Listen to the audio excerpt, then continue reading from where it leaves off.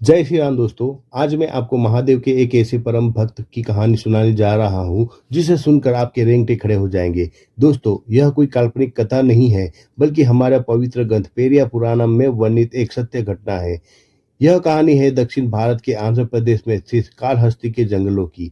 उस समय वहां के स्थानीय लोग प्राचीन तमिल और तेलुगु मिश्रित भाषा का प्रयोग करते थे। इस मिट्टी में एक शिकारी रहता था जिसका नाम था तिन्ना।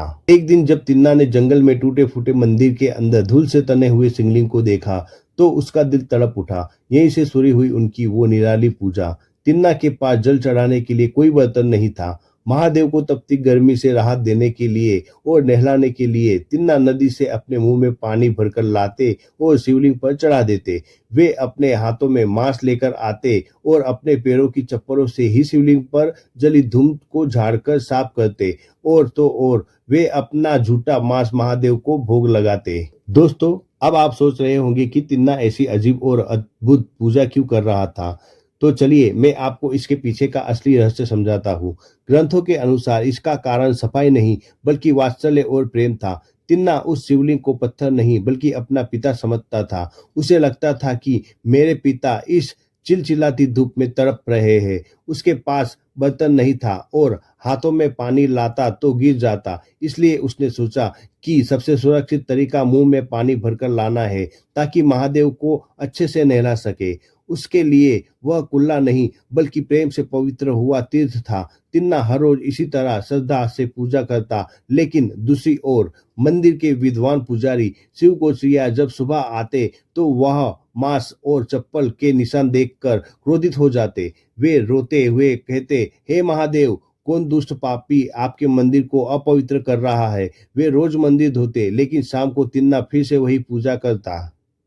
पुजारी का अहंकार तोड़ने के लिए महादेव ने उनके स्वप्न में आकर कहा, पुजारी जी, जिसे आप अशुद्ध समझते हैं वह उस शिकारी का मेरे प्रति पागलपन वाला प्रेम है। कल आप मंदिर के पीछे छिपकर उसकी भक्ति का असली रूप देखना। अगले दिन पुजारी जी छिप गए। तभी महादेव ने एक भयानक लीला रची। अचानक शिवलिंग की आंख से खून बहने लगा। दोस्तों, यहाँ रुकिए। आप सोच रहे होंगे कि भगवान ने ऐसी कठोर परीक्षा क्यों ली। असल में महादेव को अपने भक्त तिन्ना पर पूरा विश्वास था। उन्हें पता था कि तिन्ना उनके लिए कुछ भी कर सकता है। यह परीक्षा तिन्ना के लिए नहीं, बल्कि उस पुजारी को यह दिखाने के लिए थी कि सच्ची भक्ति शास्त्रों में नहीं, बल्कि स्वयं को निछावर कर देने में है। जैसे ही तिन्ना वहां पहुंचा और अपने महादेव को दर्द में देखा, वह पागलों की तरह रोने लगा। उसने जड़ी बूटियां लगाई, पर खून नहीं रुका। तब उसने सोचा, आंख का इलाज तो आंख ही है। उसने बिना एक पल सोचे अपने तीखे तीरों से अपनी एक आंख निकाल ली और शिवलिंग पर लगा दी।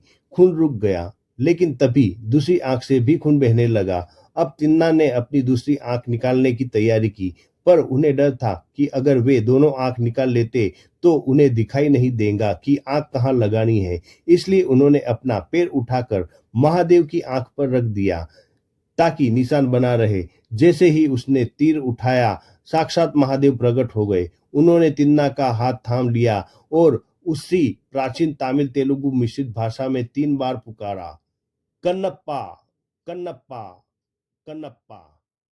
दोस्तों, उस भाषा में कन्न का अर्थ होता है आंख और अप्पा का अर्थ होता है पिता या पूजनीय व्यक्ति। महादेव ने उन्हें यह नाम इसलिए दिया क्योंकि उन्होंने अपनी आंख ही ईश्वर को सौंप दी थी। पुजारी जी का सारा अहंकार चूर चूर हो गया। उन्हें समझ में आ गया कि भगवान को सोने के बर्तन या मंत्र नहीं, बल्कि कन्नप्पा जैसा निस्वार्थ भाव चाहिए।